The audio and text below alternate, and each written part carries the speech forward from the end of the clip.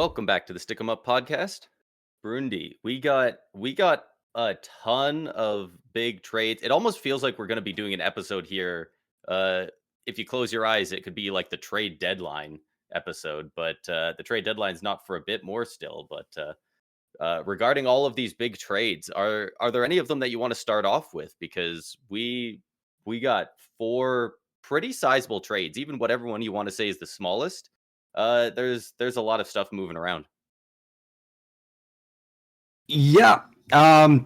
So basically, this episode is going to be just covering all the deals around the NHL that happened this last couple of days, really, all basically over the weekend. The crazy part is all of these NHL trades happening, and we consider these big trades around the NHL, right? Yeah. This None of these. We've got four. We've got four trades we're breaking down today. None of these four trades even sniff the massive blockbuster trade we saw take place in the NBA on Saturday night.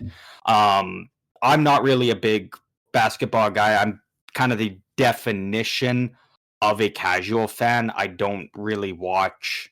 I don't watch any NBA games at all. But I've got enough knowledge where if someone wants to talk about basketball, I can kind of navigate through a conversation. Right. The Dallas Mavericks traded Luka Doncic, which for NHL comparison is second best player in the league, so Nathan McKinnon. The Dallas Mavericks trade Doncic, who's 25 years old, in his prime. Well, he might not even be in his prime yet. And he's at 25 years old. He's already the second best player in the league.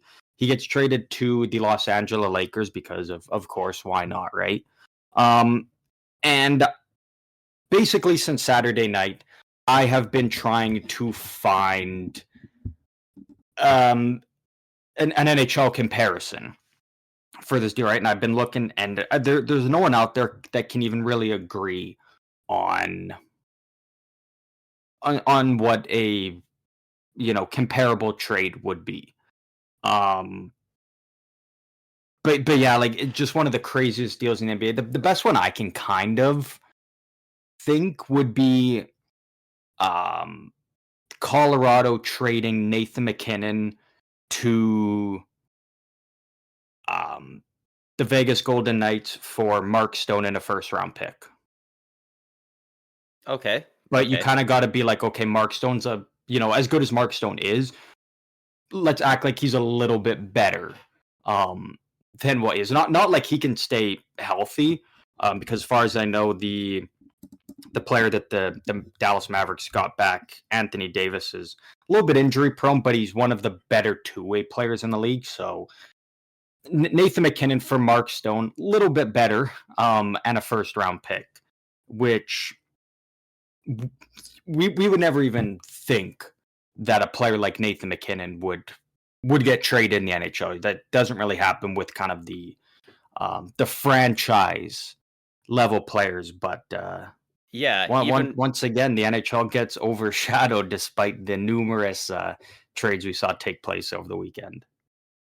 Yeah, and you said you have kind of a casual understanding of NBA, what's going on. I very loosely keep up on it. I'm definitely at a lesser level than you are even.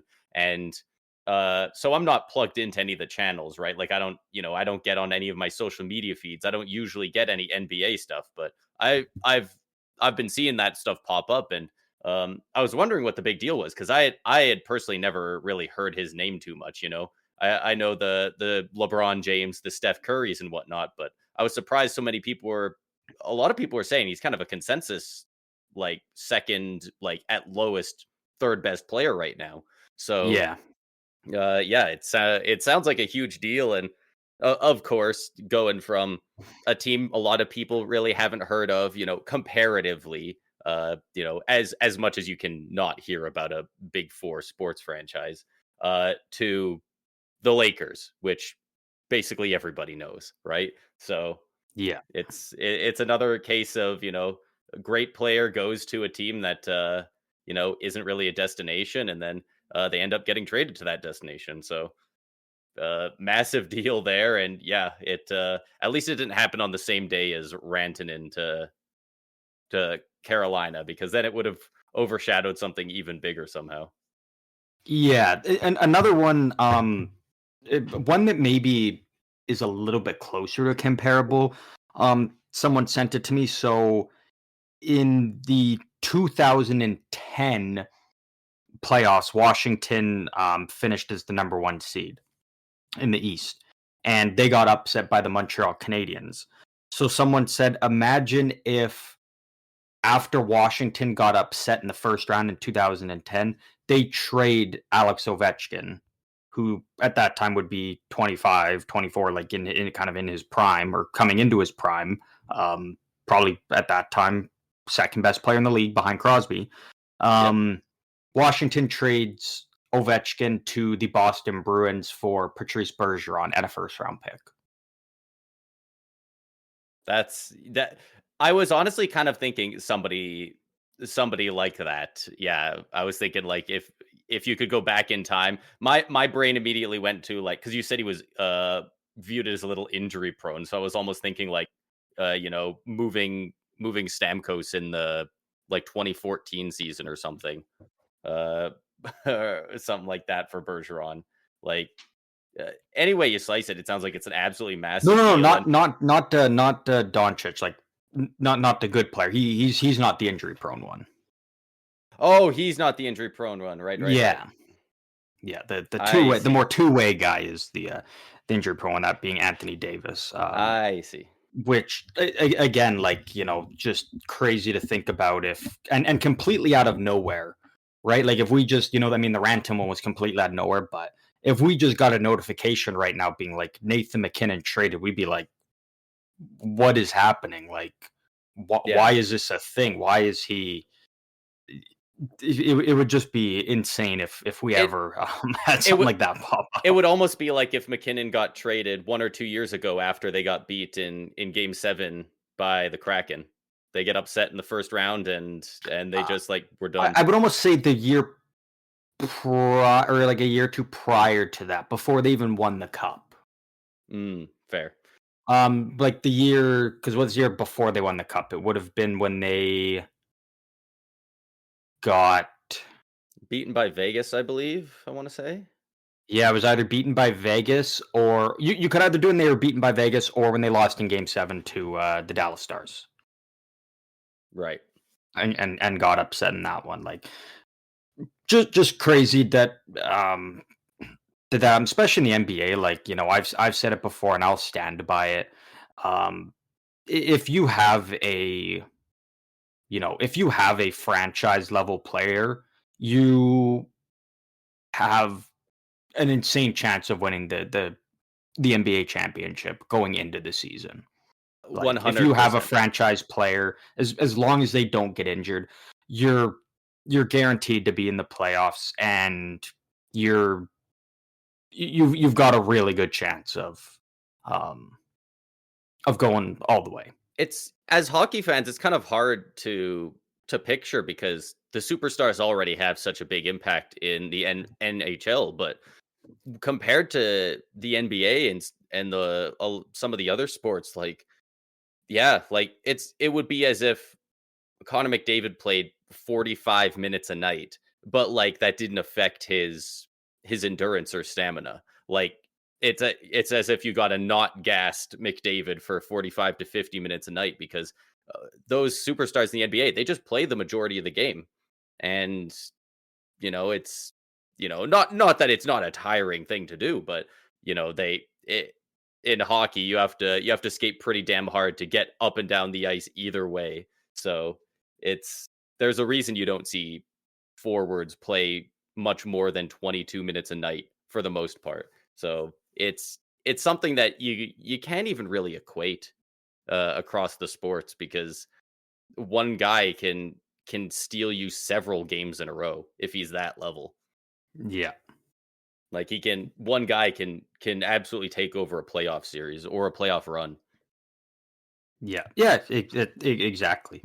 But moving on, let's dive into the NHL again. All we're really covering today is we're just talking about the trades, and then later on in the week, we'll kind of talk about all the other stuff that's kind of going on around the league, assuming that we won't have a bunch of other trades to talk about. But you never know. Teams are scrambling right now before the Four Nations.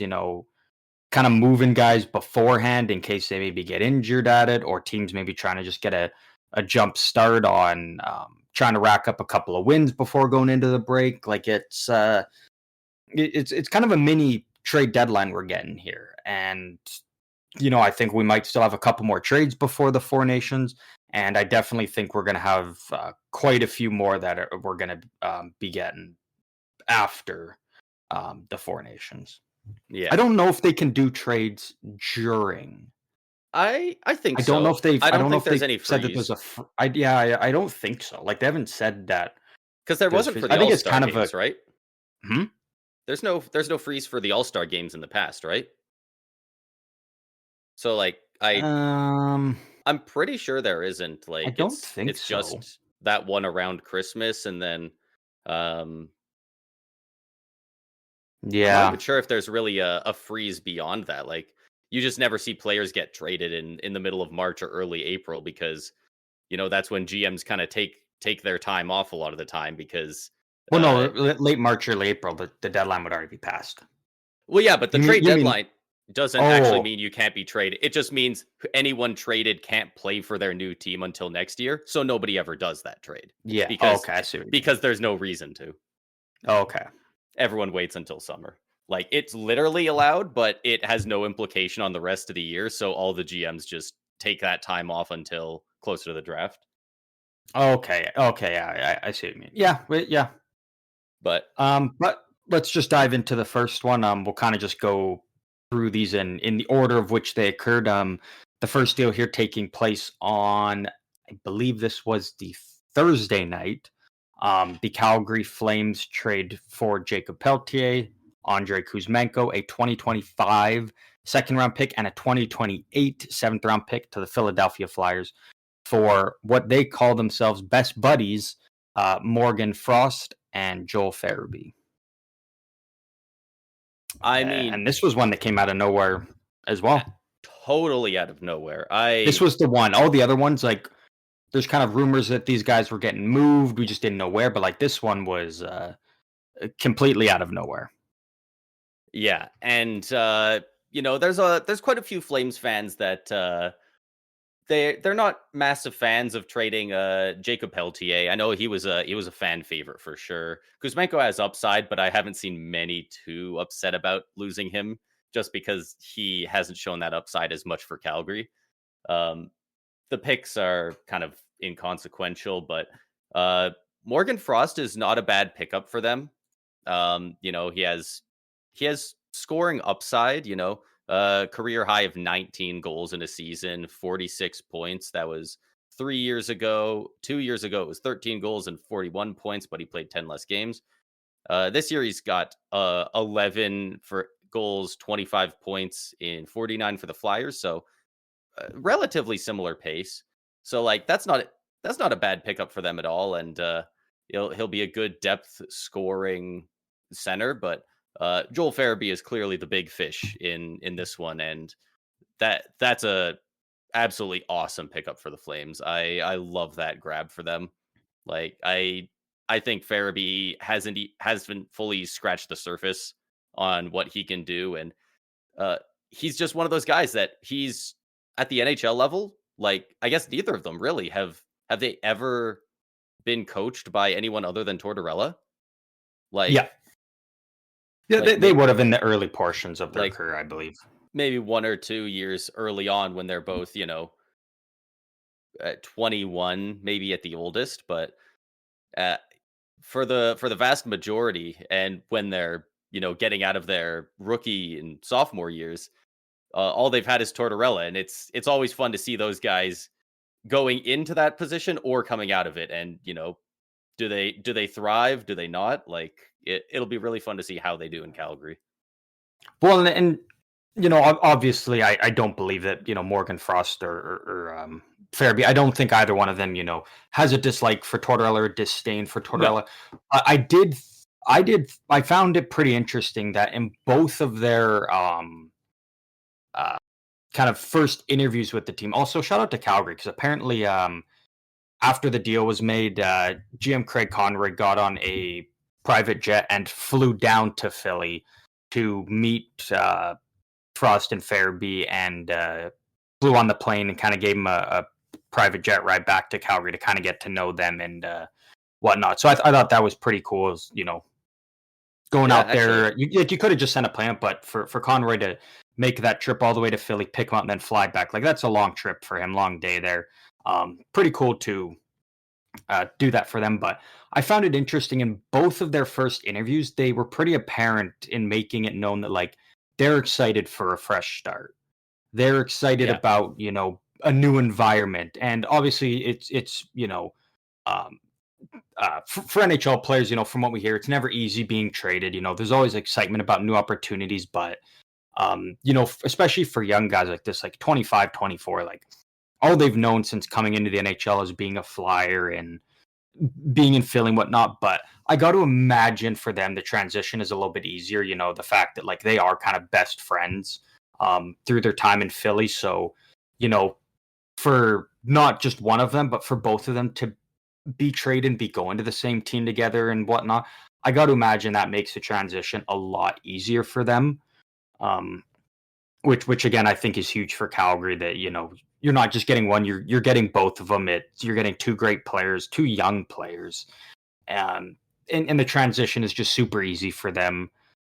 But the biggest thing is like this trade is, and I get Flames fans are upset about you're trading away Peltier. Like I get that if you're attached to players like a little bit, but when you look at it, like we said, you're getting I think you're getting two players that are already good.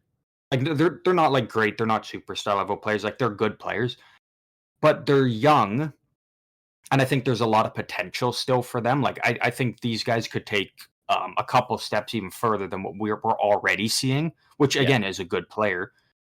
So you're giving up a second round pick. Okay, whatever. It's not a first. That's fine. And apparently this isn't a deep draft. So um, second round pick, whatever. Kuzmenko, who was good last year, he had some funny interviews, but the plan I think was always to kind of trade him as soon as you got him from Vancouver. He was a healthy scratch for large portions. And Jacob Peltier, who again, decent young player, but you put him on waivers earlier this year. And every team had the chance to claim him, no one did. So you're taking and the 2028 seventh round pick, whatever. If that becomes another Henrik Lundqvist, okay, cool. That's good for Philly in their scouting. So a second round pick, a guy who was a healthy scratch for good portions of the season, and a player you already put on waivers. Yeah. And you're getting two good young players who haven't even hit their prime yet. It's four players that really all feel like they kind of need a fresh start a little bit. Um, Even though Kuzmenko obviously just got moved out of Vancouver, like I don't think the plan was always to move him because he is a former 39 goal scorer. He had like 74 points or something. But if you just look at his career stats over the seasons, he's insanely streaky, and it was probably a if he comes here and shows up, we'll keep him around. And if he doesn't, we'll move him before his trade value is completely tanked. And obviously it was the And there's latter. another player we're going to be talking about who, you know, as I mean, much better player, but I think the plan was always to kind of flip them. Like, and I'm assuming Kuzmenko is kind of like the big piece Philly was after. Yeah. Mainly because, like, for those who don't know, um, Matvey Michkov and Andrei Kuzmenko did play together for some time over in the KHL, so they already do kind of have a good relationship. And I imagine the point of bringing Kuzmenko is to be on a line with Michkov and try and ignite that chemistry again and bring the best out of both players, because we've seen Michkov 100%. kind of go through a little bit of a rookie slump here and there, and Kuzmenko, a guy that when he's on, he's on. Like he can be a Yeah. very effective player, and potentially putting those two together, you can get the best out of both of them. I think is exactly what Philly's after, Yeah. and that just continues to add to that Elias Lindholm trade tree, right? Like Calgary already looks like the winners of that deal. You know, Kuzmenko taken out of the equation. And then kind of assuming Kuzmenko's kind of the big piece for bringing in guys like Frost and Farabee, like that's just really solid work by Calgary. Yeah. And we're saying like Kuzmenko has really fallen off this year. He's definitely not producing near what we know he's capable of. I'm looking at his stats now: 39 goals, 74 points in his rookie season with the Canucks. But after that, next year, it was only 43 games, but 21 points. So that's quite a bit less per game. What did he do with Calgary like when he got traded like last season, not this season? Yeah. So last season with the Canucks, before he got traded, he was under half a point per game, 1 point under half a game. After he got traded to the Flames, 29 games, 14 goals, almost half a goal a game, 25 points, just under a goal, I was gonna a say point per I game. don't think He was he's been great. getting the same responsibilities and opportunities this season that he was getting Yeah. from when Calgary acquired him last year. So, And it's not like I he's do been, think that's why his numbers have taken a dip this year, is just yeah. not getting the same opportunities that he was getting. And it might be Flames fans can let us know, but it might be a defensive issue or an effort issue or something. Because for the Flames this year, 37 games played, only 4 goals, 15 points. Like From what I've heard, it's 15 and a little bit of 37 isn't both. horrendous. From what I've heard, at least it's a little bit of both. Obviously, the defensive game isn't um quite there, but again, like he doesn't need it. Like we see numerous players that thrive in this league, and they suck at playing defense as a forward. But if you're putting up good numbers, who cares? So it's kind of seeming like it's more of like just a um, effort and kind of just consistency more Yeah. than anything. Because like there's Maybe no trying to way get a him go guy with like that. Kuzmenko on. I mean, admittedly, the Flames are doing a lot better than we thought this year, but there's no way a guy of his skill should be a healthy scratch for multiple No. multiple games on end. Like Uh, that's I mean, most guys with 15 points in 37 games on that alone aren't getting healthy scratched. yeah. So it kind of has to be something like that. And I think this is a better trade for Philly than a lot of people realize. I think this is great for the for the Flames, but I think this very much could end up being a win-win. Um, It's very boomer bust. I feel like for Philly. I think one thing that fairly a lot of people don't realize about this trade is how important this is for Matvei Michkov. Um, Exactly. I've heard people talk about it a little bit, but I really never never dove into it uh much in the past. But uh apparently he's had a lot of rough stretches with the team this year because he needs a translator. He kind of speaks English. He does not fully speak English, and it's broken English, and Russian is clearly his main language. Uh, and Which he's again, I think he that's a big struggles reason why we talking to the see team. a lot of young Russian players make the jump to either cut like to come over and play in the CHL, whether it's like the OHL, the WHL, or the Q, so they can kind of start to learn that English. So yeah, I Yeah, and Michkov is one of those guys that he stayed over in Russia and played in the KHL and whatnot. So he didn't really come over and have the opportunities to kind of learn work on his English a bit before jumping into the NHL and getting bombarded after every game, because he's kind of one of the guys that they always want to interview, um, and that's a lot when you're still learning English. So, and yeah. Kuzmenko speaks great English, and he's an awesome guy in interviews as well. Yeah, and like you said, in the KHL, already played directly with Michkov, so like they they know each other. They can chat, talk about the home life, and if nothing else, he can convey messages. If like you speak English, if you speak English your whole life, you don't think about it. Whatever language you speak, you don't think about it while you're doing it. You just kind of talk and communicate. That's just how the brain works, right? And you don't even think about, all these. It's like people talking to Drax in the Guardians of the Galaxy movies. People will use like metaphors and stuff, and and of course he just like takes everything so insanely literally, because like some languages just don't do that kind of thing, or it doesn't make sense to them. And like even if Kuzmenko's just sitting on the bench conveying messages from Torts or from the assistant coach to Michkov, I think I think we're going to see a better back half of the season for Michkov. Yeah, dude, what a crazy KHL team they had here looking at it. So they played together in the 2021-22 season. Kuzmenko led the team in points. You had Nikita Gusev, who is a great player over in the KHL. Didn't really quite pan out in the NHL, but great player in the KHL. You had Kirill Marchenko. Um, you have Murat, the Minnesota guy. I have no idea how to pronounce the last name. Um, those who know him, you'll know exactly who I'm talking about. You did have Matvey Michkov on the team, and you had rookie goaltender. He only played 6 games, but you had Yaroslav Askarov on that team. Wow, yeah, that as well. Yeah, that's It's a a good crazy little team. group. It's a good, Yeah. a lot of young talent. They were I I'm on brewing up cap on that team. I'm on cap wages. I think I see the name you were talking about. Starts Marat like KH. Ku yeah, Kuznetsdinov? Yeah, Kuznetsdinov? I Something like I that. didn't want to try. I didn't want to attempt that. But like all in all, like this is already a great deal for Calgary. Again, you're getting a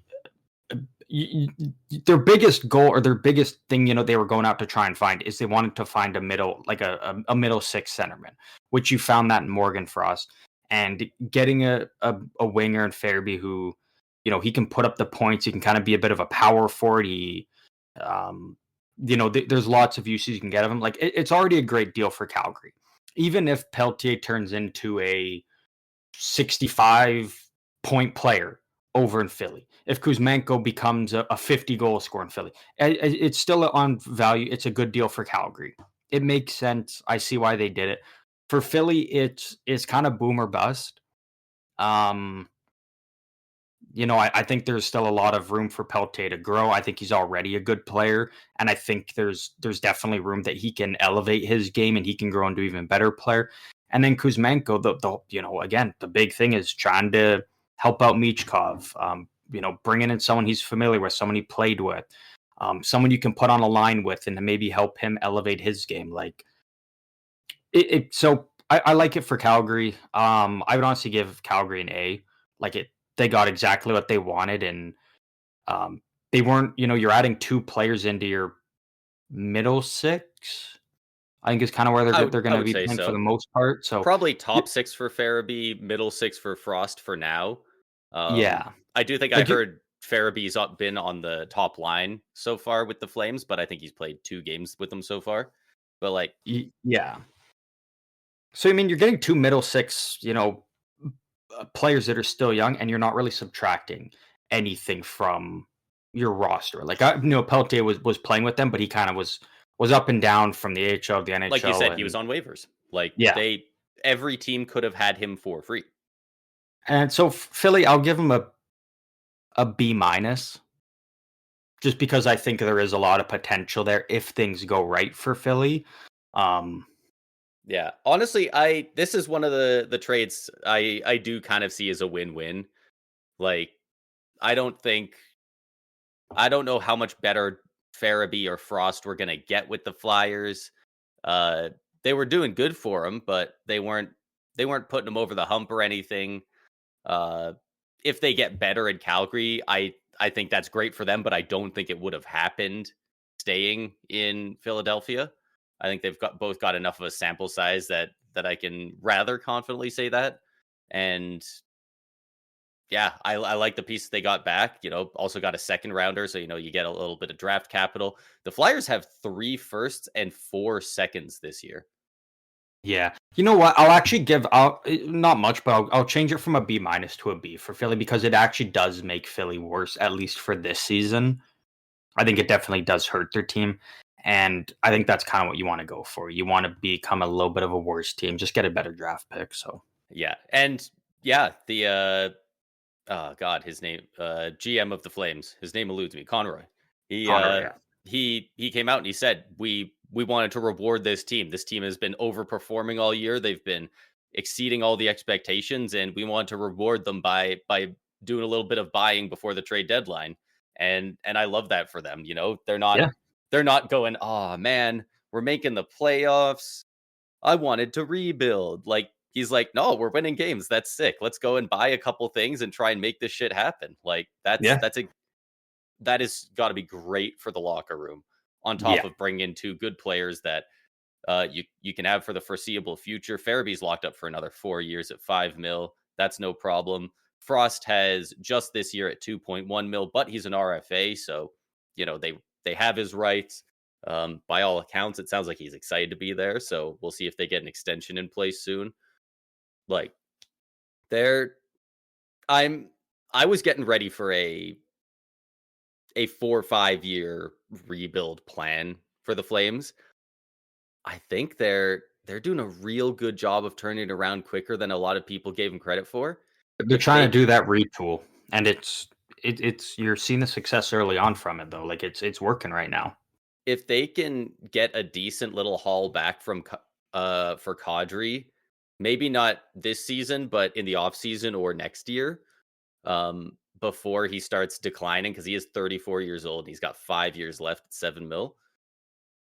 They could be on real good pace.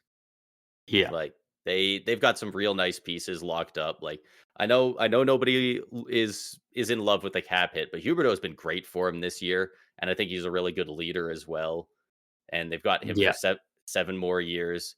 Coleman for another 3, Farabee for 4, Sharon Govich, that extension I love for them. That he's got 6 more years, 7 years of Uyghur, 2 more years of Anderson, who Conroy's recently come out and said, "Hey, we're not looking to move him at all. Don't even call us." Yeah, it Which sounds like they're gonna try and work on an extension in the summer I when he's I eligible. love that. I was gutted for Flames fans when it there were rumors of him getting traded last offseason, because I the top like out of the top 5 most dedicated Flames fans I know in real life, I think 4 of them, their favorite player on the Flames is Rasmus Anderson. Flames fans love this guy, and he looks like he loves the city. He's also really funny. If you, I don't know if you saw the clip of him making fun of Tom Wilson a week ago when they Oh played yeah, the yeah, Capitals. That was comedic gold, honestly, as far as the NHL goes. So I'm hoping they extend him for 6, 7, 8 years of the offseason as well. And we yeah, haven't even talked about fucking Dustin Wolf. Extend him in the offseason. yeah. He's gonna get a nice deal. He's the reason why Give him a they're don't not do a doing the bridge. rebuild. Don't do a goddamn bridge deal. That No, it they won't. Conroy won't. You gotta hope not, because he's not his asking price. If you give him a bridge deal, it's going up. It's not going down. Yeah, You don't need to save money in the next 2 years. I like where the team's going. I don't think they're winning the cup in the next 3 years. I'd be fine if they probably proved me not. wrong. It'd be pretty cool. but Yeah. but yeah, personally, I'd give this like an A minus for Calgary and like a B or a B plus for Philly. I think this has big potential to be a massive win-win trade for both teams. Hmm. Yeah, I'm right there with you. Um, Moving on to the big deal that took place midday Saturday. It was the first part of kind of a two-part trade. Yeah, The first part, the big trade we are kind of finally waiting for, he's been coming out of moved. Vancouver. JT Miller, just about an hour before the Canucks were set to take on the Dallas Stars in Dallas. JT Miller was finally traded. He was traded off to the New York Rangers along with defenseman Eric Brandstrom and prospect Jackson Dorrington in Did you exchange pick the for, Rangers? Did you? Was that your yeah, final prediction? Okay. I think Yeah. when we did our official predictions a week or two ago, I think I said somebody else. I might have said Carolina, You had but Carolina, but that was pre-Rantanen trade. as soon as Rantanen happened, I was like, it's going to the Rangers. And I was Yeah. dreading it because I knew it would be something like this. I knew they would get JT Miller for freaking pennies on the dollar. Yeah. So Vancouver, I'm getting Filipino, defenseman Victor Mancini, which is a up and coming prospect, along with a 2025 first round pick that is top 13 protected. So if the Rangers do finish with a top 13 pick, the pick will then slide to next year and be completely unprotected. Give me your thoughts early on this deal. Just at face It, value, maybe more so for the at, Canucks, at least we're talking about, because we've got a little bit more to talk with them, yeah. as there is more moving parts for them. It's not very good for the Canucks. Um, Obviously, Jackson Dorrington, whatever. Nobody knows that name. If he turns into something for the Rangers, cool. Brandstrom, I think they picked him up for free. A lot of teams have in the past few years. Everyone's trying to get something out of him. I doubt the Rangers will of all teams. Uh, Losing JT Miller sucks, despite the situation. And the guys they get back, Filipino, it's a nice little addition. Not for nothing, but he's a middle six forward. He ain't 100-point Selke candidate. Uh, Victor Mancini, this year 23 games, 10 points in the AHL. He's a defenseman, so he's not gonna light up the points. Like that's not horrible, but I think he had like he 5 points in like 10 games or something in the NHL with the Rangers, and right shot defenseman too, which is kind of nice. from what I've got here, it says he hasn't played an NHL game yet, but that that might be wrong. Look It up, just says yeah, because I know statistics for sure. I unavailable. know for sure he has played a couple games this year. Okay. Um, oh, he hasn't, huh? I was gonna Well, say I'm seeing statistics unavailable, but yeah, Hockey six DB foot can't always be three, right. 230 pound defenseman is right shot. Most likely, probably going to be a, if he hits his peak, I think probably second pair. Which, you know what, you've got Philip Hronik, that's just fine. If he turns into a perfect guy to be on your second pair, that's totally fine. Yeah, but it's it's a couple pieces, and then of course the first round pick this year, uh, which we'll get into because they did already flip that. Uh, so I mean, I guess to properly break this down, we should probably also say what Vancouver got for that first rounder to kind of look at what happened with Vancouver over those few days. Um, the other trade was they traded with Pittsburgh. They acquired uh, Marcus Pedersen, Drew O'Connor. And just that's it. So for the JT Miller trade, they basically got Philip Hedel, Victor Mancini, Marcus Pedersen, and Drew O'Connor. Yeah, and then going to Pittsburgh, they traded for Danton Heinen, defenseman Vincent Desharnais, another prospect in Melvin Vernstrom, along with that first round pick from the New York Rangers. So it is worth knowing that they were able to kind of get out from the contracts of Danton Heinen and Vincent Desharnais. You added to your defense, which is exactly what they wanted, Marcus Pedersen, and you get a good bottom six, kind of two-way guy in Drew O'Connor. Yeah, like it's it's not super bad because I do not like the trade with the Rangers, but I do really like what they did with Pittsburgh, and I think they had that kind of in place when they made the Rangers deal, and you know it definitely doesn't make up for losing Miller, but you were pretty handcuffed with that. He gets to choose his destination. He can say no to any trade with that no move clause. It was just killing the locker room. They wanted to go with Pedersen a little bit more. They were clearly shopping Miller more than Pedersen. And at the end of the day, Filipino, nope, he's scored 20 points or more in a season five, six times in his career. Career high of 22 goals, 45 points. That was uh 2 years ago. So he'll be a fine middle six centerman. He's still 25. He has time to break out. Mancini, if he turns into something great. Marcus Pettersson, they do need help on the blue line. That's a pretty decent ad. We knew he was one of the better defensemen available coming up on the deadline. Drew O'Connor, you know, bottom six centerman, An energy guy, energy basically. guy. Like, that's not terrible. It's not a big return, but uh yeah, it's a lot of good pieces, but there's that huge it helps your depth, but there's that huge hole up top now. And yeah, it's kind of rough. Yeah.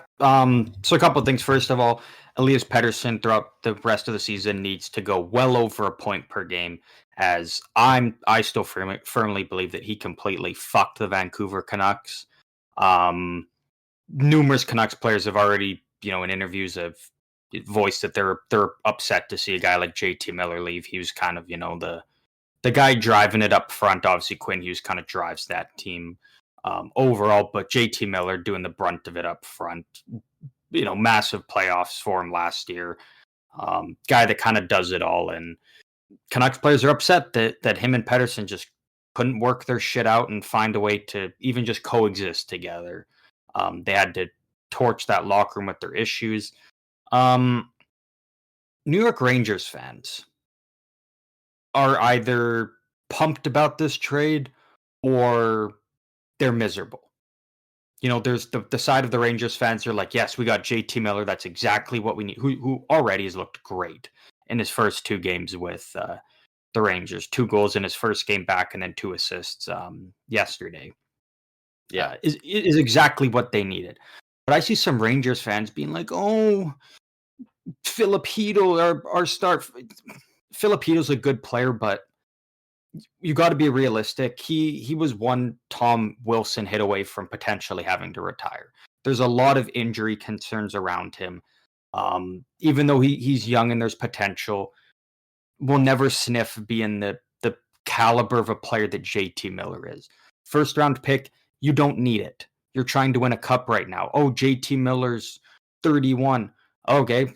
Kreider's 33, Panarin's 33. Your window to win a cup is 3 to 4 years.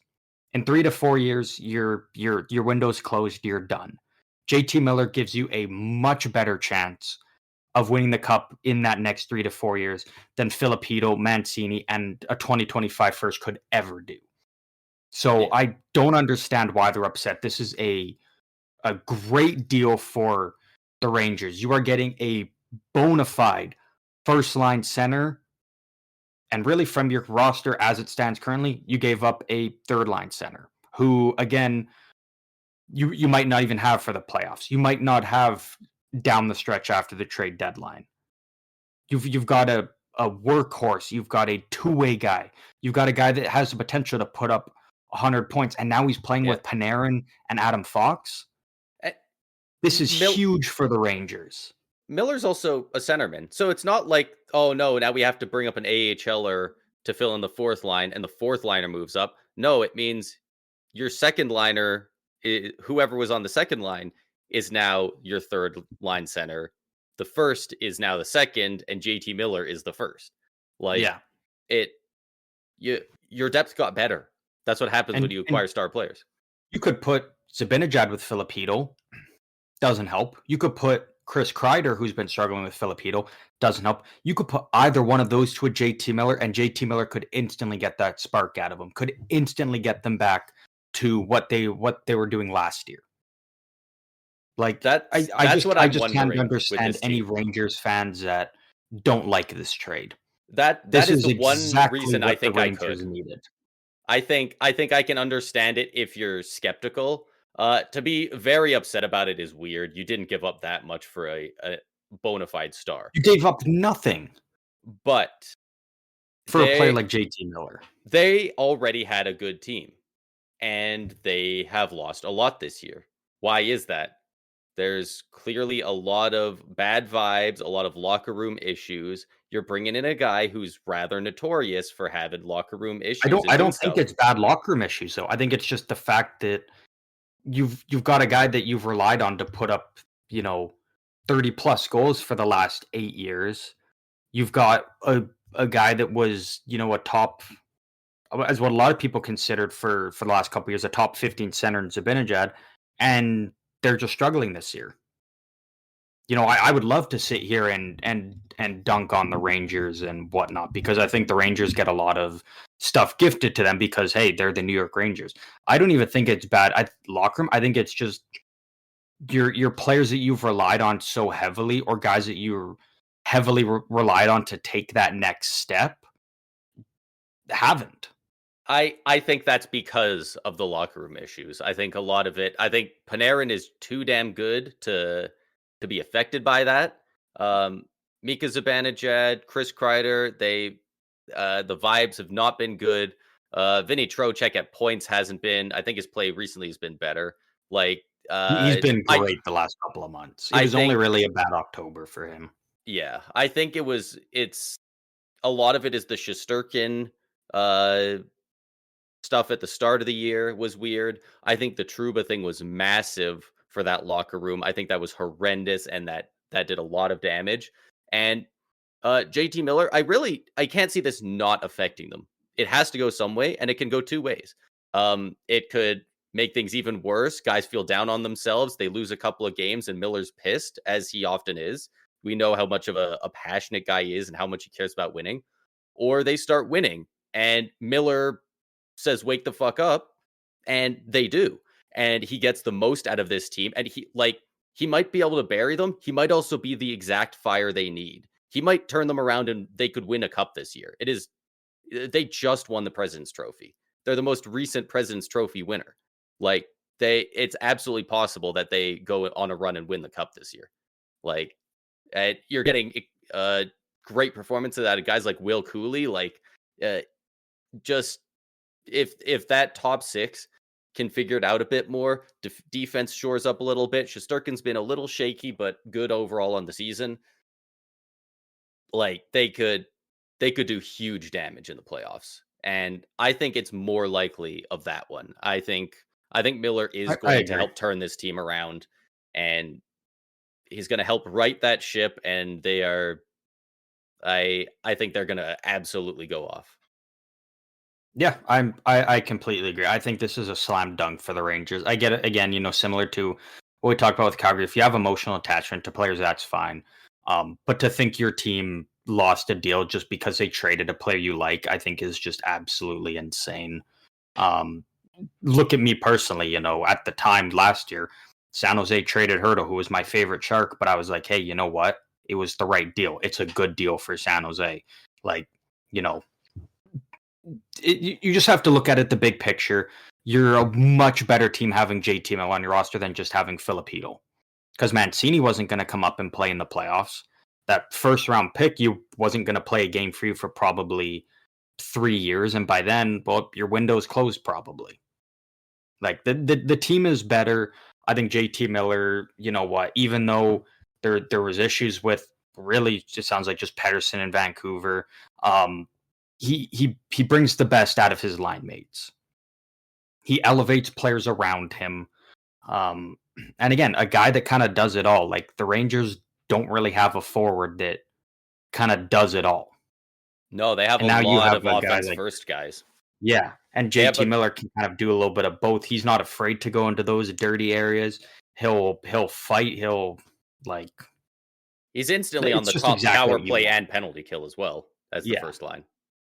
I will say Like though, now I'm kind of excited. I'm kind of glad that a trade happened before the Four Nations, because I'm kind of curious to see how it goes when JT Miller goes up against Elias Pettersson in the Four Nations.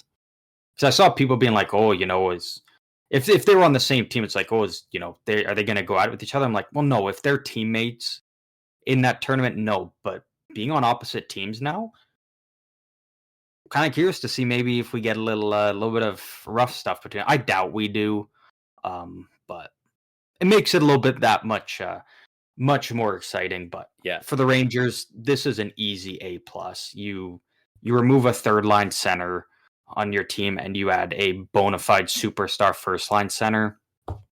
Like And that's easy. great work. Easy A plus. And also, you must be thinking, oh, they acquired JT Miller, but you know what? They probably took on a bunch of cap to do it. They still got 3.6 million cap space. Yeah. Like they they moved out Heedle, who was making I think 4 point something. Whereas Philip Heedle 4.43 for the next 3 years. And now that's replaced with JT Miller, 6 years on 8 mil. Great contract for them. And he's got that full no move. So, I wonder if JT Miller would have cared to go to the Rangers if it was a no trade. Obviously, he couldn't stop it, but Yeah. yeah, they don't care about the clause unless it's a no move. So that's Yeah. important to go there. But Looking at didn't even cost too Vancouver, much. yeah. So looking at Vancouver, after all of that, because they obviously made the 2 deals back to back, they end up with Filipino, Victor Mancini, Marcus Pettersson, and Drew O'Connor. So you get Filipino, who again right now, third line center. It helps your depth. It doesn't really help you out much in the top 6. You do get Marcus Pettersson, who I do fully expect them to work out a deal with and sign him. So um, and he's been great with Pittsburgh. I know a lot of people are kind of down on him looking at his advanced numbers.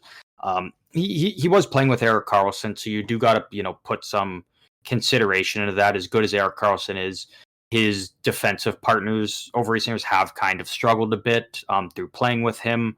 So You have to play mostly you know, defense. Like you're yeah, basically playing with 4 forwards out there, yeah, which can score you a lot of points, but probably doesn't look great for that guy's analytics. yeah. So Marcus Pettersson, I believe he is 28, if I'm not mistaken. Let me just I double can check. I can check that for you. But yeah, That is he not the Marcus Pettersson I wanted to find. yeah, Oof. 28. Oh 20. no. So you get Marcus Pettersson. You're probably gonna get him on an 8-year extension to take him till he's 36. That's a great guy on the second pair to have, behind Quinn Hughes. It definitely helps maybe take a little bit of the workload off Quinn Hughes. That you have a solid defenseman on the left side that you can trust to play big minutes. He's played big minutes for a lot of time in Pittsburgh. He showed that he's capable of it. That's awesome. Drew O'Connor, again, a bottom 6 guy, kind of an energy guy. It does help your depth, but he, not necessarily a needle mover. But you were able to kind of move on from Dan Tynan, who had good flashes with Vancouver. You were able to get rid of Vincent Darnay, who his contract just wasn't looking good, wasn't what they were hoping they were getting. So that's fine to move on from him. So, all in all for Vancouver, I'll give him a B. Just because like it does hurt losing JT Miller, but I think a big part of it is it's really nice that getting a guy like Marcus Pettersson to take some of that workload off Quinn Hughes, especially with some kind of nagging injuries he's dealing with. Like that's so much nicer having Pettersson behind him as opposed to, well, I don't even know who was playing on their second pair prior to this deal, but it wasn't anyone near as good as a guy like Marcus Pettersson. So Uh you yeah, lose a good player, I but think it was Noah Juleson. oh fuck, that doesn't even scratch the Yeah. surface of a Or Marcus might Pettersson. it might have been the other elitist Pedersen who now the Canucks I'm looking at their lineups on Daily Faceoff. So the centerman, Elias Pettersson, is listed as that. On defense, they got Marcus Pettersson, and then they have Elias Nils Pettersson because they have Yeah, the same exact first and last name. So they need to add the middle name. or the middle name, yeah.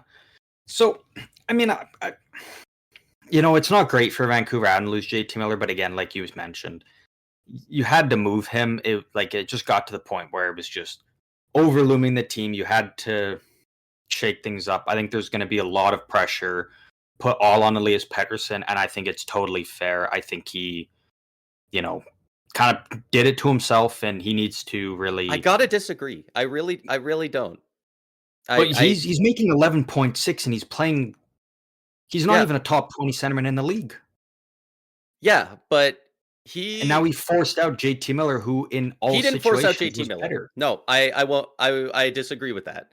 I think he does need JT to play Miller better didn't for his force cap hit. himself out. It I was think he both of did. them that they couldn't work their shit out together. They couldn't work their shit out together, but at the end of the day, it was JT Miller who first said, "Hey, you're not doing enough." Was he right? Sure. Fine. But he pushed and pushed it You to the can't point blame where it JT couldn't Miller be a thing. for you can't blame JT Miller for saying what the entire team was probably thinking. If you're Quinn Hughes, you're sitting there like, fuck, I'm making 7.8. This guy demands 11.6 and just isn't doing anything. When Mitch Marner takes his third delay of game penalty in the playoffs in like 2 years, like, how pissed do you think that locker room was? But Yeah. did Austin Matthews and him have so much problems that they couldn't be on a line together? They couldn't be in the locker room together. Different power play units. Like, at the end of the day, it was two clashing of styles. But if we're gonna blame somebody, I have to give a lot more to the guy who came up with the beef. Even though, like, it's well But documented. A but lot how of can the you know team that? agrees. A lot of the There's team lots of agrees with guys him. that rip on each other. Look at William Nylander. He was sitting on Toronto's bench in the playoffs telling Matthews and Marner to quit your fucking crying and Yeah. play. And you didn't see And Matthews and Marner roll over and be like, I don't want to play with you anymore. You're a big bully. Like, no, they brush it exactly, off and they because say, all that's the right, kind next of shift, players they let's are. But some guys don't like getting bullied. And Pedersen said, "Fuck it, off, stop." was it And even Miller, bullying it though? could have It's trying to elevate your teammate. It's like, hey man, you're the it's best not the player first on our time you do it. team. Like, If it's not the let's first get time it you do it. going. But at a certain point, you have to either stop or you keep doing it to the point where there's an issue like they've had. Like, But what do you it do if you're JT Miller and you're busting your ass every night and then you watch Pedersen just like he's still a good player, don't get me wrong, he's still doing stuff. But again, for a guy that commanded $11.6 million and then be like, yeah, it I'm gonna be I'm a 70-point guy and well, okay. Well, like that hurts so the team. so you think Pedersen's okay being a 70-point guy? Like, no, he wants to be good. He's trying to be better. Like, I haven't heard anything that it's an effort issue or anything. It's just he's just not producing. And I'm not saying that his analytics look great and he should be producing. He's just not playing to his level right now. But uh But that it would bring piss you off if you're his teammate. You'd be trying to be absolutely. like, come on, man, like we gotta get it going. Like let's figure this out. And for But JT Pedersen to roll over Miller, and just be like, but it's on JT "You're Miller bullying still. me," like, Yeah, because I at a don't certain think point so. it's legitimate bullying. I do think Miller's a little bit of a bully. This has happened to several guys, and the fact that you say that and you're like, "Dude, we need to get it fucking going. But what do you do now if Hike up Pedersen your shit and move." And then it didn't work. what do you Pedersen do didn't now if get better when Pedersen it doesn't started. It improve? got worse. What do you do if Pedersen doesn't now? If he stays that 70-point guy, what does every guy on the Canucks just sit there and be like, Well, now you got a "We Huberdeau we have situation. to put our backs up against the wall and just not say anything because if we tell him to get it going, he's just gonna be like, 'You're bullying me,' and then you're shipped out of Vancouver." Like, Well, so stop fucking approaching the guy. This isn't the first time there's been a bad contract, but you right? cannot be an NHL team and put that precedent. We can't say anything to this player, and It's because then not that he's you gonna say we're can't say bullying him, things. It's and that he's been on his ass for years. This was rumored to be a thing last year. It only got bad enough that somebody needed to be traded this year. This has been brewing. Like, the fact that this because doesn't JT happen with Miller's a any winner. He wants to it win. doesn't He wants to elevate his and teammates. and that's fair, but at a certain point you have to stop. You have to realize that's not how you get wins out of Elias Pettersson. Positive reinforcement. I believe it was their coach. I think it was actually one of the previous coaches said that positive Bruce reinforcement. Bruce Boudreau, I think. Yes, I yeah, guess, yeah, I'm pretty okay. sure it was. Boudreaux said like positive reinforcement's the only thing that seemed to work with Pettersson, or just kind of leaving it to his devices, which He's a that grown man. You can't that fucking probably doesn't baby make him in the NHL though. Like, I'll eventually fucking he's gotta baby take a look anyone in I the want if mirror it gives me and 120-point Selke winner. Absolutely. Are you fucking kidding me? What that would be a crazy line to draw in the sand. I mean, I get it, but like That it's just so I'm not dumb to be saying like, this nobody can guy's talk to him. so I'm not saying that you sensitive, can't like criticize him at all, but but it sounds like he can't take criticism from what it I think sounds like. I think he can. He's had no problems with previous coaches, at least documented. He's had no problems with other players. This can't be the first guy that's criticized anything. It's the fact that JT Miller clearly was either pushing more often or he was more abrasive in the way he did it. And that's why so many guys loved him in the locker room because the majority of hockey players, they love that shit. They love those guys that push them. But some guys, it it But that's what I'm doesn't saying. I it say doesn't you work. just that's what I'm saying still though. If you're Vancouver, I say you just trade Pedersen and just wipe your hands clean from it all. And I don't care maybe if you're that's the yeah, best maybe player on that's the a team, you're the solution. second. No player should be at a position where it's like you And I think get that's why they sold had different both of them treatment available. than but there should be no team in the NHL where even fucking Connor McDavid, there should be no player where it's like you get sold different treatment than everybody else on the entire team. I think you're leaning too much That's into just the a bad different precedent to treatment of set in it. your locker room, though. There was no different treatment, okay?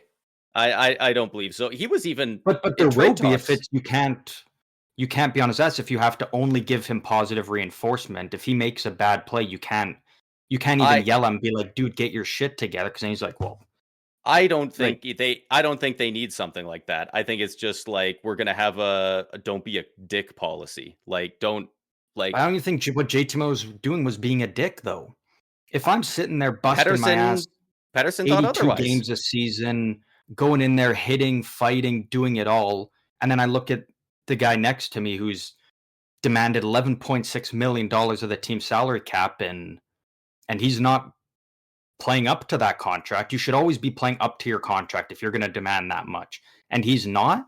I'd be pissed, and that's what I'm saying. I think other players on the Canucks were probably pissed, but they just let Miller handle it because again, when And you have that I many just don't Canucks think Miller's the players, guy to handle it with their team and with Pedersen. I but when you have that like many Canucks players, like kind of show that they're upset that Miller's get moved, it's like fuck. All right, it seems like and that's the guy that and they that is really telling. want to Maybe they hold should on have to, and and maybe they should have kept him. Like I think there is a reason why well, I normally don't when think this you kind could of have. I thing think you had to move both. I think both. You just need to move both and just get rid I of think all of it altogether, all of that over looming stuff, and be like, hey, I all think this that's shit, really an overcorrection. it's I all think one gone. moves the problem will disappear. Even if the season is not fully salvaged, especially with Quinn Hughes on IR right now. Uh Is he on I don't IR now? I thought he was just day to day. Oh, if he's uh on IR, team's done. that's what Team's that's what it says done. on Daily Faceoff. Oh, if he's on IR, Vancouver season's over. Yeah. There, Uh that's wraps for them, unfortunately. but I Depending on how long he's out. yeah. I just there's so many players and so many big personalities in the league. You see this happen so rarely. I just they're both clearly they're on different opposite ends of the spectrum, but like on the extremes of those ends as well. I'm sure there's But other just because guys you're on that accidents doesn't mean you put it on. Say it's JT Miller's fault, though. I think it's both their faults. I'm not saying it's Pedersen's. I'm not saying it's Miller's. I I think think it's it's both, but I do put more of it on Miller just through the nature of he's on the side that would clearly bring it up.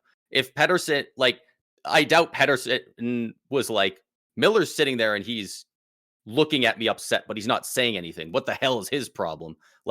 No, it's because Miller came up and said, work your ass off. And Pedersen said, I'll try. And then he said, be fucking better. And he says, I'm trying. And it just it was such a massive clash of personalities. They're but that's both what I'm guys that saying we now. Though know can Pedersen produce. has to. He needs to be 100-point guy again, at Yeah. least at the bare minimum, because that's what he's getting paid to do.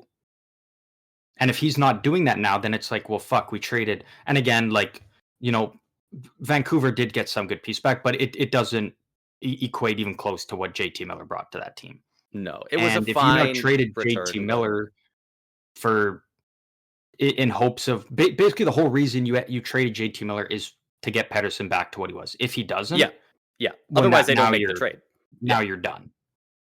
Yeah. Like And that's the thing. Yeah. He does need to play better for this narrative to go away and for the team to really be that competitive at least for a Stanley Cup. And yeah, I guess we'll see. We'll see what comes of it, because who knows? Maybe he goes back to it. Maybe he doesn't. Maybe the damage is done and he's confident it's his shot. Like, I don't watch enough Vancouver games. I really don't know. Like, is it effort? Is it just he's in his own head and can't finish? Is it like we know it's not a skill thing. We know he's got the talent. He's always had it. Mhm. So it's And the worst it's part really is weird there. if he can't, if he if it continues to get worse, just like that, Vancouver is just done, and that's a scary part for Vancouver. Because if you're paying Elias At the Pettersson 11 moment, 6 and he goes down, like, the reports already that you're going to be losing Brock Besser. If the team keeps declining, Quinn Hughes is done, and then you're just having to tear it all down and rebuild all of a sudden already when we're supposed to be coming out of the rebuild from a couple years ago. You had all these great pieces, and then it's like, I and still and then do if you have like the to look of then their team. I do If too, but I'm saying if it keeps getting, because like now Pedersen has to be the guy. There's no sharing it with JT Miller and having both of them. Like, Pedersen has to be the one playing the great two-way game I every night, think not sharing with Miller. He's got to do a lot of the offense up front to make up for the loss of JT Miller. Like, I think because by he next lost a season huge he's piece. 1A or 1B. I think they moved out JT Miller. If you're losing Brock Besser in the offseason, it's not Elias Pettersson and a bunch of nerds out there. You need more top guys. I think they're going after one of the top dogs in free agency. I don't know who's going to be available yet, but you know, if there's a guy the caliber of a Mitch Marner or something, I think the Vancouver Canucks But would with all the shit coming out of really go to. Vancouver, is there gonna, like, you're gonna have to probably overpay players to maybe want to come to you if all this shit is trickling out of the block. And Brock Besser, you probably don't lose in free agency. I really do believe that he will be moved by the trade deadline. I Like, think even though so. that's going to hurt the Yeah. Canucks this year, you can't lose him for nothing. You have to get something back. Yeah. Um, I agree. but yeah, I'm curious to see though. Yeah, like Vancouver, which was once a very desirable destination. I wonder if potentially all this shit that's come out kind of sways some players and be like, you know what, I don't know if I want to go there. And because and players, you never really fully know what's going on in a locker room unless you're a part of that locker room. So It probably ranges player to player. There's probably some that are like, shit, I would not want to be there. There's probably more than half the league going, it sounded like beef between two guys. One's gone. Who cares? Let's go play hockey. There's probably so many of them that don't care. And there's probably some that are like, I would not touch them. They're on my no trades. Like, but for those players that would want to go there, it's less likely if the team is nowhere near as much of a cup contender as they were.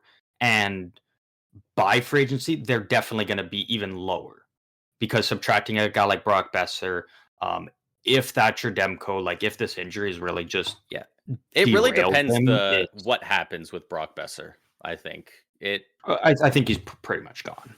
No, but I mean more so what the return is, is it a first rounder and a decent prospect and it's like, "Hey, well that doesn't help your team now."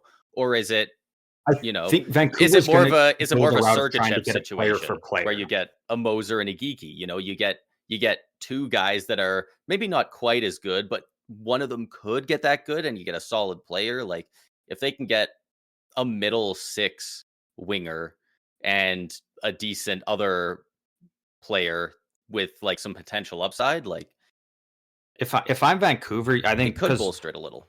But obviously Minnesota would be interested in a guy like Brock Besser. Brock Besser from Minnesota would love to go there.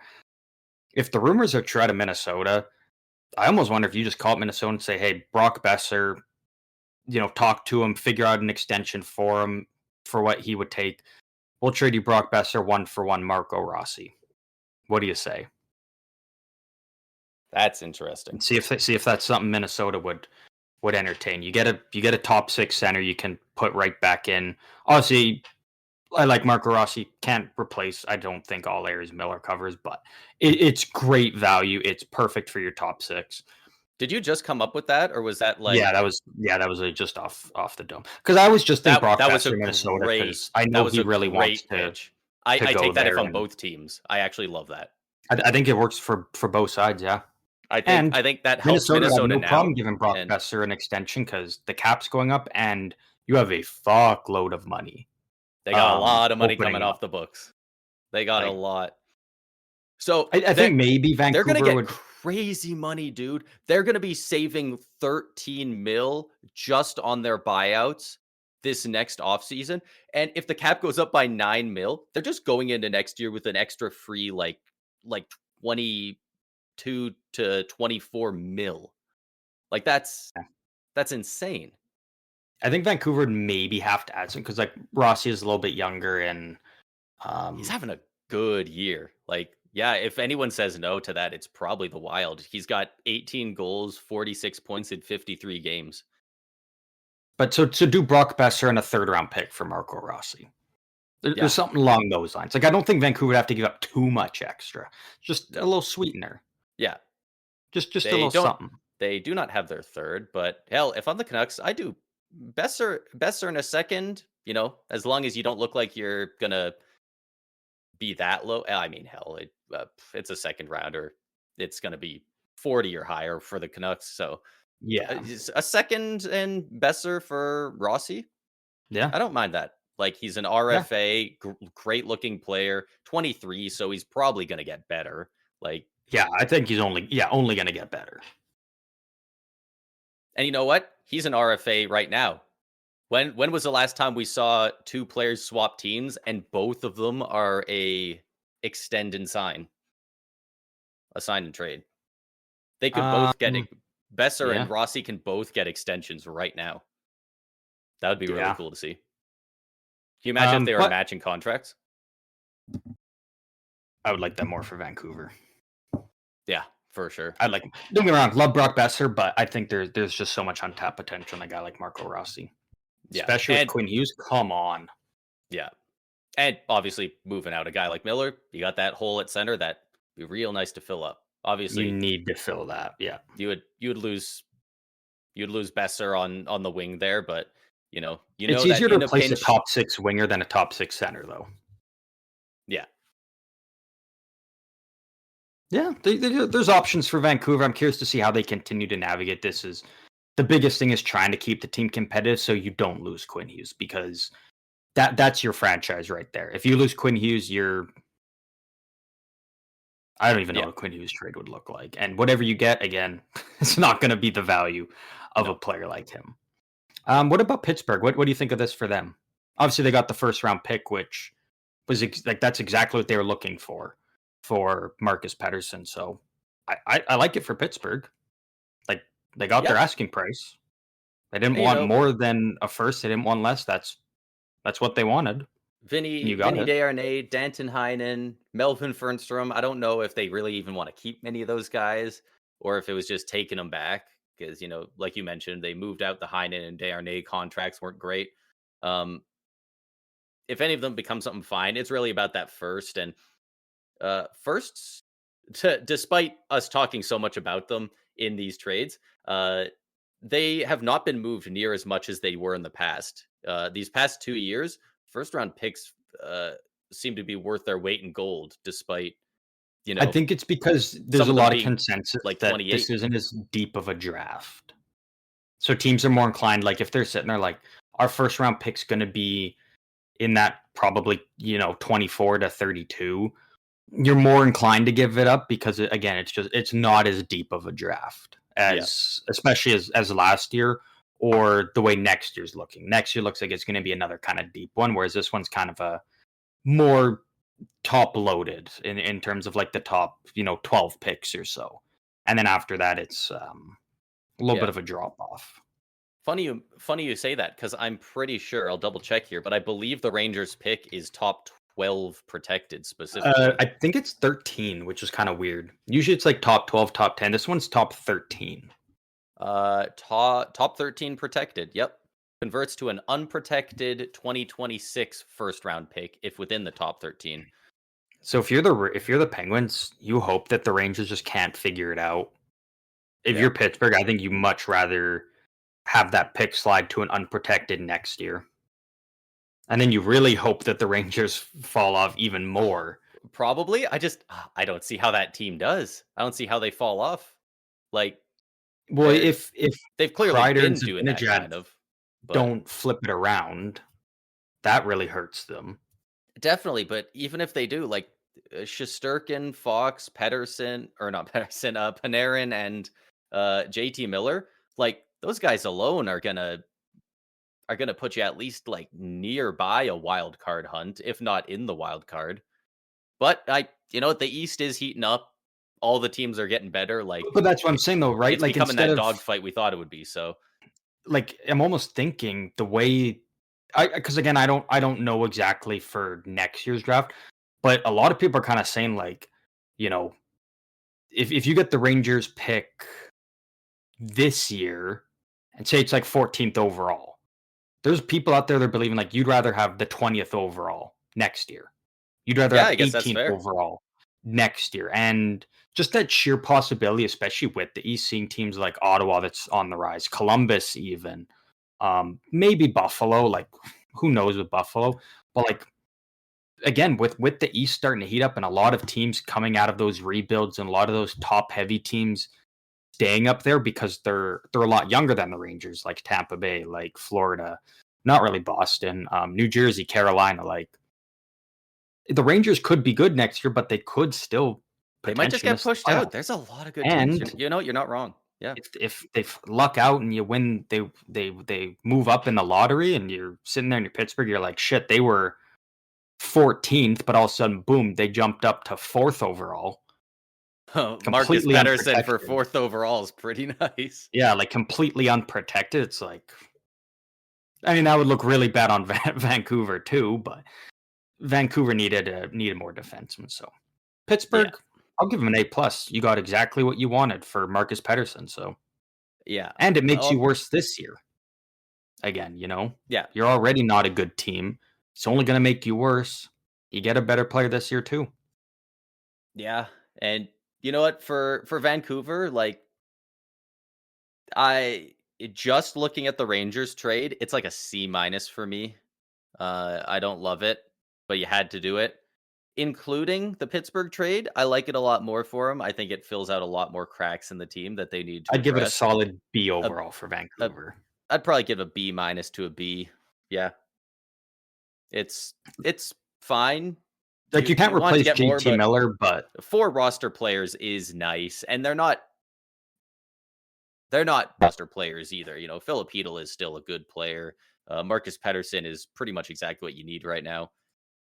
Yeah, Victor Mancini is kind of an unknown. Apparently, there is a more hype kind of going around him, especially just being a big-bodied defenseman and being right-handed. Obviously, does kind of boost that value a bit. he is an Not in terms AHL of player that I've yeah, heard his name before. Like, there's not a lot of guys who have never played an NHL game on teams that aren't Tampa that I've really ever heard their name. So I feel like the fact that actually I was aware of his existence, doesn't say a whole lot, but like, it's something. His name's been mhm, out there. yeah. So Um, so I think all that's left is we have the final trade here. This one, obviously, we'll probably talk about the least, as there's not a whole lot of moving parts with it in terms of players. it's pretty Um, straightforward. Makes sense for both sides, but go for it. yeah. Outline it. So this one was the last trade of the weekend to take place. This took place early, very early Sunday morning, kind of out of nowhere. The San Jose Sharks trade forward Mikhail Grant along with defenseman Cody Ceci to the Dallas Stars for a 2025 first round pick and a 2025 conditional third round pick. If the Dallas Stars make the Stanley Cup final, that will be a third round pick. If they don't, fourth round pick. Pretty easy conditions on that. Pretty Why easy did they trade. word Two it so players for weird? two picks. I haven't seen anybody else talk about it. It is that weird as hell, the way everyone's wording the pick to you? What do you mean? So, as every trade I can remember that has these conditions, they will call it a, was it it's not even the Stars, it's the Jets. They get the pick in. I guess that's probably why, because it's not their pick. Because usually it would be, the Sharks got the uh, fourth rounder that gets upgraded if to a third if they hit the cup finals, not Mhm. it gets downgraded unless they hit the finals. But I guess Yeah, I mean, it's you kind of it's probably put it because either way. it's a different team's pick. There might be something weird about that in the Yeah, paperwork, but yeah, it just felt weird. I've always heard of it, if this happens, it gets upgraded. I've never heard of this happening, it gets downgraded. Or if this doesn't yeah, happen, rather, it gets downgraded. yeah. I just thought that was, because that's, you just read it like that. That's the way I've seen it reported, but Mhm. I just thought Yeah, that I was an mean, interesting you thing. can But go either ways with it. On the surface, pretty simple. This is an A plus trade for both teams. yeah, Like Dallas not a lot. adds to their blue line. You say what you want about Cody Ceci, he's still an effective player. I think he gets a lot of unnecessary hate. Like, is he a great defenseman? No, but He but missed he's the still an net a NHL lot. defenseman. Yeah, Like, he missed the net a lot a few years ago. People really didn't forget that. yeah. But like Um, you're Dallas, you get a right hand defense, which you need. You add a great, top six. Granlund can play either center or wing. It helps make up with Sagan being out. And for San Jose, you got a first and a third for players that you looks like you might have been struggling to move because you had no retention spots yet. And if you had to get an outside help from a Chicago or someone else, you don't get as great value. So to be able to move both of them, you don't even have to worry about any salary retention. Like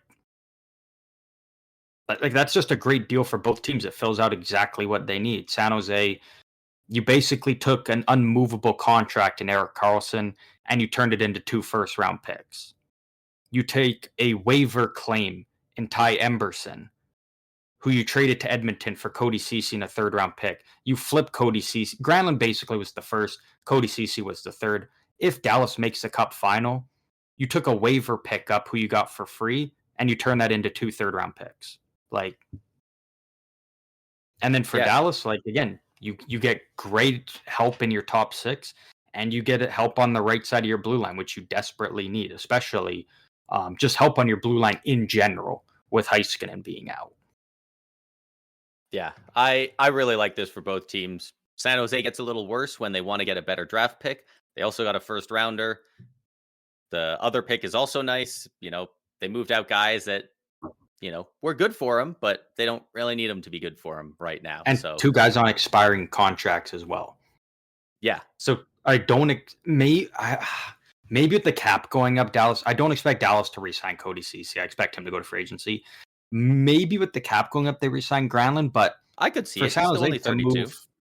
to move two players who They have a together lot of UFAs. Holy crap, Dallas. it's like $8.5 million in those two guys. San Jose moved again. The biggest thing is you couldn't even retain yourself if you wanted to. You didn't have to get anyone else retained. You could just trade them as is, and you get draft picks back. Now, I'm curious to see what San Jose does. Do they use that first, or do you flip it? Kind of very similar to what they did with the first they got from Vegas. Obviously, flipping that as part of the deal to get Askarov. Like, I'm kind of curious to see what they do there. If there's a guy they like deep in the first round that they really want to get, use the pick. If Could not, could be you good. you I don't know who they would potentially go after, but first round pick can have a lot of ammo if you're trying to maybe get a guy who a team is looking to move out.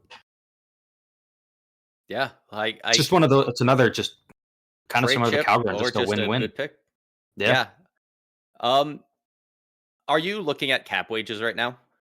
No, but I can pull it up No, here. no, no, don't pull it up. Okay. I was going to ask you. So, Rupe Hintz is signed for 7 more years in Dallas. Holy shit. I didn't know. Other than Okay. that, who do you think is the next longest signed forward that they have? Four. I guess Probably not. Tyler Seguin. No, I was just gonna say. I guess not including Sagan. He's Okay, down. not He is including tied Seguin. with this guy, but he's down on the long term injured reserve. Um, Wyatt Johnston, no. Robertson, no. Dadonov, no. I think Jamie Benn's on the last year of his deal. Yep. Um, It's a pretty tough pull unless you'll probably have to know depth players on this team. could be Mason Marchment. Could be Mason Marchment. Um,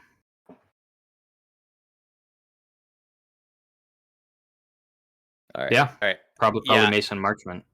Marchment is The only tied with other a guy I can couple think of of. guys for 2 years left. The guy with the second most tenure remaining, other than Hins, is Oscar Back with I 3 was kind of thinking. I years. was like, if they got a rookie up, yeah, Yeah, he's on his ELC and he's been re-signed for 2 more years at 825 grand. Jamie Benn, 1 year left. Jason Robertson, 2. Granlund, 1. Marchment, 2. Duchesne, Dadonov, Sam Steele, Wyatt Johnston, Maverick Bork, all 1 year. Colin Blackwell, 1. They if they obviously they're going to resign a ton of these guys, but if they weren't to, they would lose 1, 2, 3, 4, 5, 6, 7, 8 of their 13 forwards.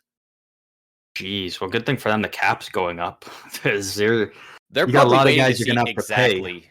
They're probably waiting to see exactly how much it goes up because I'm Yeah. surprised they haven't extended any of them. Wyatt Johnston's having a bit of a down year, right? No, uh, he's really picked it up as of late. It was just has he kind of a picked up? rough first October, November, but since December, I think he's 15 goals, 20 assists now, Oh, okay, nice. When he was 35 having that points. down season, they should have locked him in right then. Like, Has he even had a down season? not really. I mean, he's only 21. How many The seasons only has he time would had? have been, oh, sorry, 15 goals, 30 assists, 45 points in 52 games. Yeah, there you go. Now So he's yeah, costing you a it's ton even of better money when again. it's Like, yeah, they 41 points his rookie year. Last year, the hell are they waiting 65 for? points, 32 goals, 82 games. A guy that again doesn't miss time. He's played every game so far in his career. Yeah, I don't know what they're waiting for. They got a lot of guys they Yeah. could re-sign, and yeah, you don't need to rush to re-sign 35-year-old Evgeny Dadonov, but Mm, some 29 decent. points in 52 games. Having Yeah, a hell of a year. Ottawa hates him, but it's not like his fault. yeah, your captain Jamie Benn. Obviously you don't love the number he's at now, but He'll I'm be getting a sure discount though, I'm and sure I don't he'll expect him be to the go first to anywhere. tell you to yeah, he'll come back at sign for 2 years at Jamie 4 Benn's years at also 5 mil, like something like he's that. the type of guy to be like, go pay all these guys first, and then come to me and be like, this is what we got. I think Ben's at the point of his career where he's like, what is he on 9.5? Yeah. Like a boatload of money. So he's kind of made his money. He's at the point where he just wants a cup. He's been chasing it for years with Dallas. They keep getting close. He's just gonna be like, you know what? Pay these young bucks. They're doing all the heavy lifting at this point. Just be like, hey, give me something at least that's respectable, and Yeah, it's basically just let's don't just go piss win him a damn off with the cup offer. finally. Yeah. Yeah. It's But also I always find it interesting with these type of deals specifically because if you're San Jose, you're kind of sitting there like you kind of want Dallas to make the cup final because you then you get that third instead of a fourth, right? But yeah. then you're also kind of like if they get bounced in the first round, that's a better first for us. So it's kind of one of those weird ones, I guess. Like how much of a difference? Because I know the draft picks is kind of weird. Like if you're one of the top teams, but you go out in the first round, it's like I mean, you're either way, you're still getting a pick that's 20th or later. So I was gonna say once they make the second round, they want them to go all the way. But if they were to yeah, go out first round of the playoffs and they get pick 19 or whatever that would end up as, I think you take that over pick 31 or 32 and a third instead of a fourth. yeah, I think so too. Yeah. Or you know what? Um, Well, I guess we're probably talking about management side. I was thinking the players probably want to see Granlund go win a cup. That'd be fun, but yeah, I wonder how but much the players really care. Are they? Do the players keep up on, like, what happens with these picks and all that, how many players know if their team has a first rounder this year? Like, there's some guys that Yeah, pay I a don't lot think of attention. I There's think the some that don't give a coaches shit. do, Yeah, but for sure. the players no. And if you're a Sharks player, you're probably sitting there like you don't even care about the picks. You're probably just like, you know what, I want to see those boys go on and Yeah, win a cup. Like those are kind of your boys that you play with, so you're always hoping for the best for them. yeah, But that's the end of the massive kind of little mini trade deadline we had over the weekend. yeah. Um, all we have left, we have a little fun thing to wrap the episode up here, Braden. It is that time again. It is round 2 of Guess the Player. For those who don't know, you can kind of Let's guess follow the player. along. Obviously, Braden will be the one asking the questions here, so you can kind of follow along and see if you can maybe guess the player before he can. Quick rundown of the rules again. I have one player in mind, one single player. It is a player that you know. I don't pick random guys that you maybe would have never heard of. You can only ask yes or no questions, and the goal is to guess the player as quick as possible, the least amount of questions. You only get one guess, so if you guess a player and you are wrong, that is it. Um, your record is 12 in your one other attempt so far when you guessed Neil Pionk correct. So let's see if you can beat that 12 today here. All right. Well, I think right out the gate, I'm just gonna hit it with are they a forward? They are a forward. Boom! Look at that. They are a forward this time around. One for one Are here. are they in the Eastern Conference? They are in the Eastern Conference, yes. Do they play in the Atlantic Division? They do play in the Atlantic Division. All right. You might need the standings for this one. Do they play on a team currently in the playoffs? Yes. Were you looking at them, or do you just know that? Is this team Oh, I solidly in understand. the I could pull playoffs? the standings up in like 2 seconds. So I had the standings pulled up. Oh, okay. They're in the playoffs, so that eliminates the Sabres and Canadians for sure. Who else does that eliminate? That eliminates the Bruins and even the Lightning at this point. Thank God we have some games in hand. So it is the Red Wings, Leafs, Sens, or Panthers. Is it a player on the Senators? Oh, good guess. It is not a player on the Senators.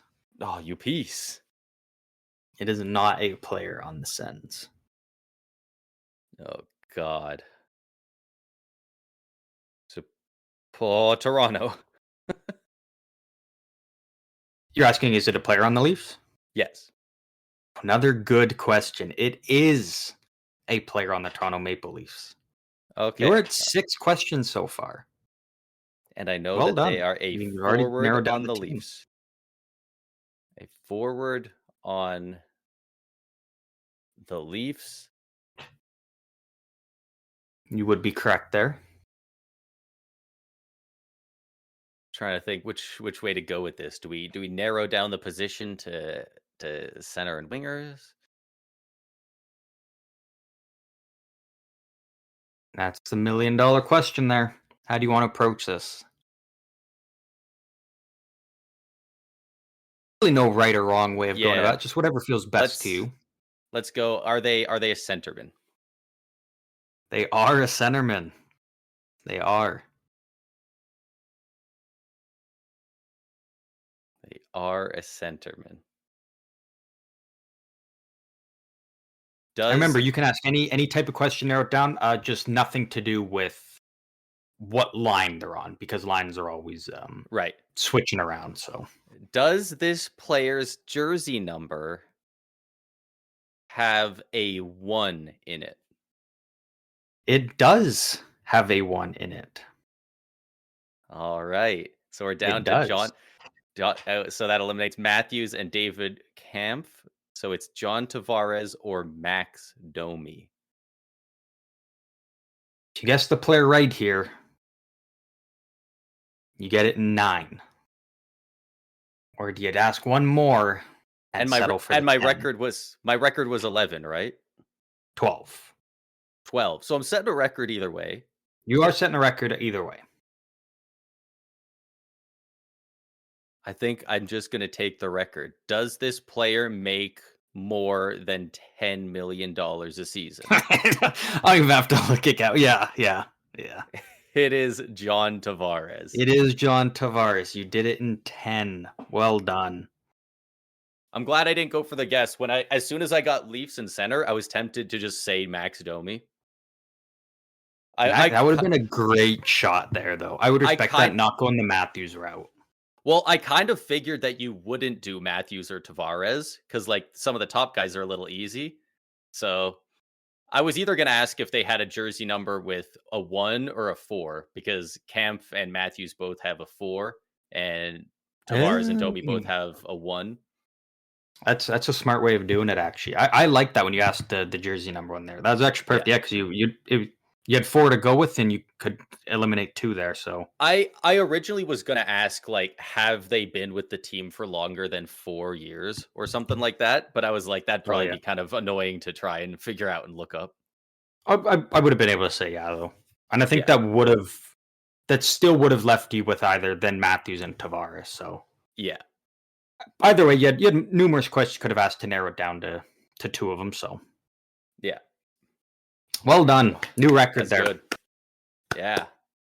For those playing at home, well, let us know how you did. You can do so through any of our socials. They're down below, linked in every episode of the podcast across all platforms. Braden, that is the end of discussing and going through all of the wild trades over the weekend. As always, give us your final thoughts. Ooh. Elias Pettersson, the forward version of Elias Pettersson, because we can't even say the one on the Canucks. Pressure's on. Time to show them why you make the big bucks.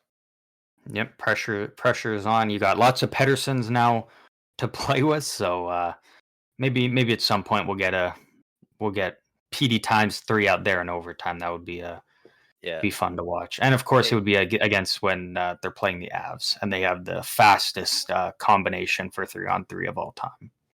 Yeah, they're like they got the speedsters. It's like Thanos filling the Infinity Gauntlet, but it's just all Petterssons. Yeah. If things go the way, Are there any more Petterssons in the league? Yeah, there's got to be Peterson. Could get Cal Peterson. I think there's an Emil Peterson somewhere. I think he's in the AHL though somewhere. Hey, go take a flyer on him. See if he'll be something. Join the crew. Trade a first for him. Who says no? Yeah, yeah. Nothing wrong with trading a first for a Pettersson. But that will wrap up everything for this episode. Once again, hope you guys all enjoyed. And as always, we'll see you guys out on the ice later this week to discuss the rest of the news around the league on Friday.